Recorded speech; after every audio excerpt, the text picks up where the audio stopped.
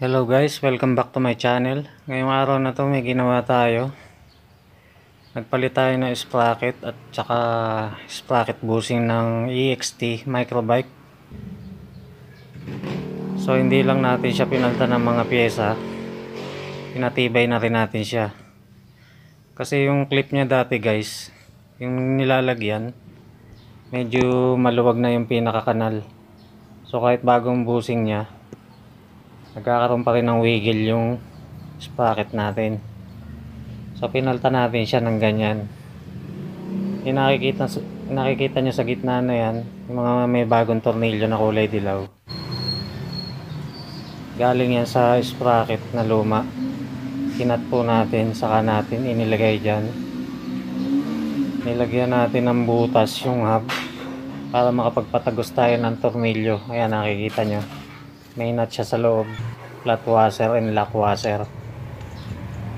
So nakikita nyo mga idol na ikabit pa rin natin yung takip ng bearing, yung protection para hindi siya pasukin ng dumi. Hindi naman siya naging sagabal yung nilagay nating pan-substitute dun sa clip. So itong clip na to wala nang gamit, tabi na lang natin. So ngayon problema natin, hindi natin siya makontra. Yung pamihit natin hindi aabot hanggang doon sa ilalim. So kailangan natin mag-improvise. Pupatulan natin ngayon tong pamihit natin. Saka natin gagawa ng panibagong handle.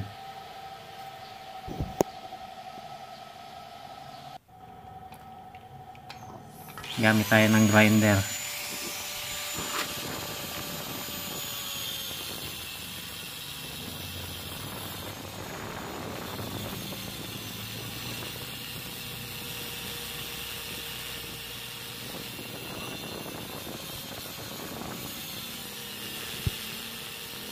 Guys, mabuti pa siguro takpan nyo yung mga mata nyo, baka kayo mapuwing.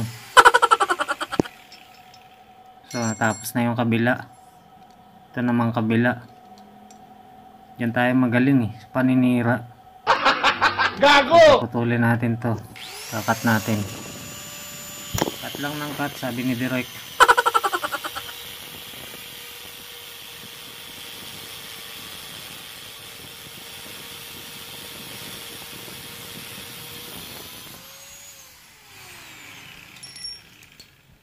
Oh, kita nyo na. Ganun lang kasimple manira guys. Simple.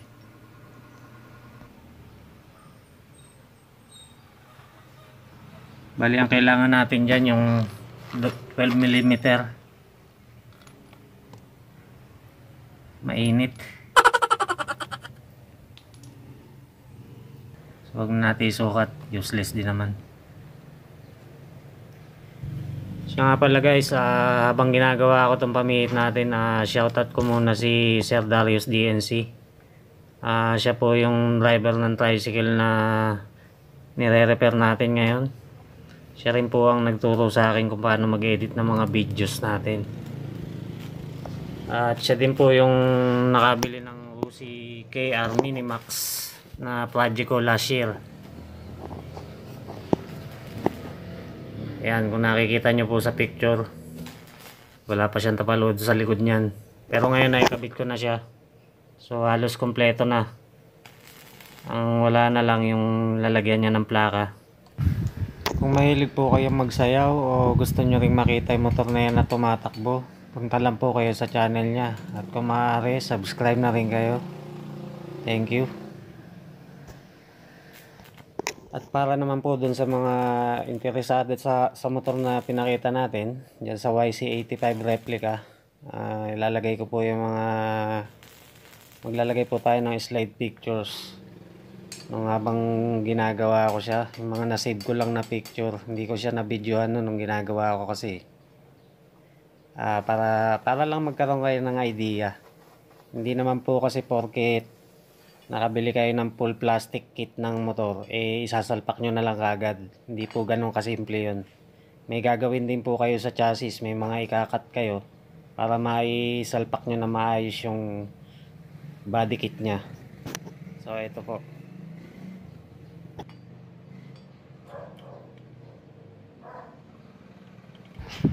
picture na to, tinanggal na natin yung makina, lahat ng mga kasagabal, yung mga plastic kit nya, battery, lahat, para hindi sagabal sa paggawa. Naman pong pinapatungan ng upuan nya, wala na tayo halos kinuha dyan maliban sa mga bracket na lang, saka yung lalagyan ng battery. Hindi na po natin ginamit yung mga tubo. Dito naman po yung may guhit ng pentel pen, yung nakaaraw na dilaw, magkakat tayo dyan kasi sagabal po yung bandang ibabaw sa tangke. Nakaumbok siya, tatama yung tangke, kaya kailangan i-flatten siya. So ayan po ang itsura nya. Yung nasa gitna, yung nakat natin sa gitna, tatanggalin ko yun. Tinanggal ko na siya dyan. So ayun yung tinanggal natin. Dito i-welding na siya. Naman po sa bandang kanan ng frame, sa ilalim ng tangke, nag-cut din po tayo dyan kasi tatama din yung ilalim ng gas tank natin dyan. Ang galing talaga manira eh, no? Tapos yung mga tinanggal kong bracket, inilipat lang po natin siya. Kasi may iba talaga ang pwesto niya, kasi iba na yung gas tank natin. So ayan siya, winilding natin. Nakakapit na yung tangke niyan. Yan po yung inukitan kanina, yung frame sa bandang ilalim ng tangke. So swak na yung tangke natin na yun. Wala na siyang tatamaan. Pwedeng takpan na lang yung butas na yan. Dito naman natapos ko na yung frame niya sa likod, yung pinakapapatungan ng upuan, pati yung tornilyuhan. Nakakabit na rin po dyan yung lagayan ng battery, na isoli ko na. Pati yung lalagyan natin ng number plate. Flat pa yung gulong sa unahan. Ito yung mas malapit na kuha nya. Gusto ko nga lang pong batiin pala yung mga may KR Mini na nanonood dyan. Magandang araw po sa inyo. Ride safe mga kakosa.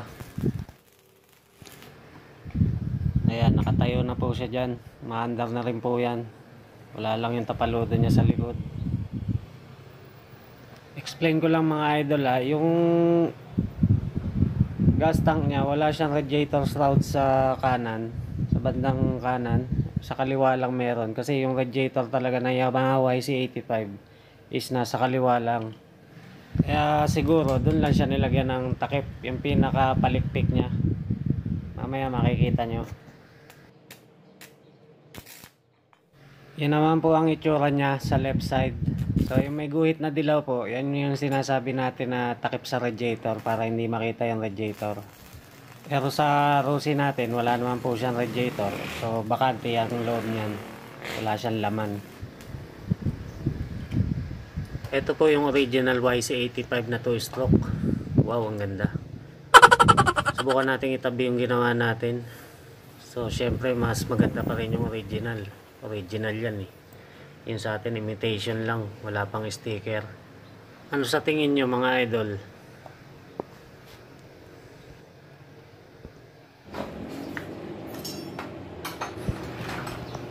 So ngayon tapos na ipamihit natin, pwede na natin siya higpitan.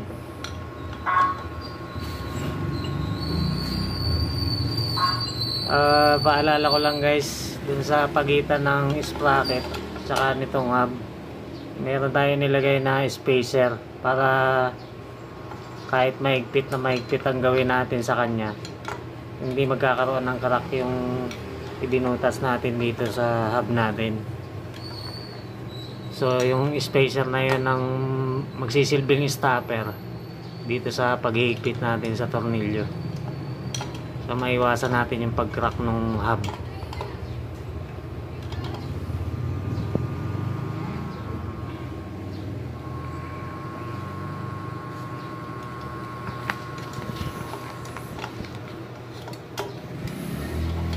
Medyo masakit sa kamay.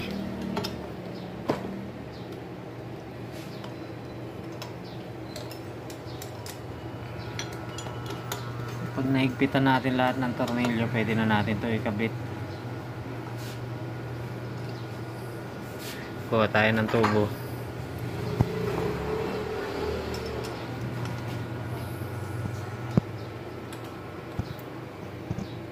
para mas madali, mas may puwersa.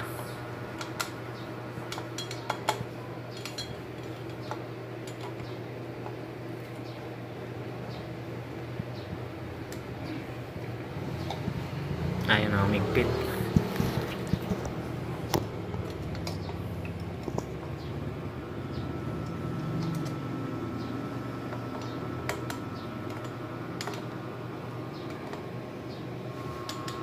Na-lost thread pa yata.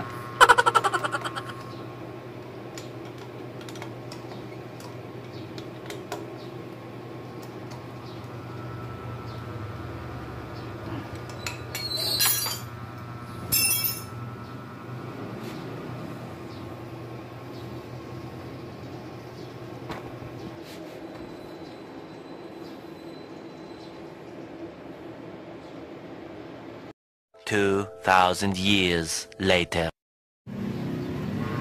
So after 2,000 years mga idol, naikabit na rin natin siya sa motor. So titingnan natin ngayon kung may sabit.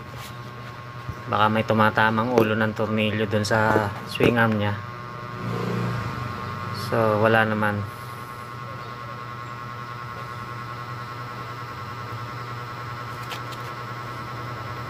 Testingin din natin siya habang umaandar yung makina. So ayan ang itsura niya pag nakakabit. Bali ang tornilyo niya ngayon is 8 na.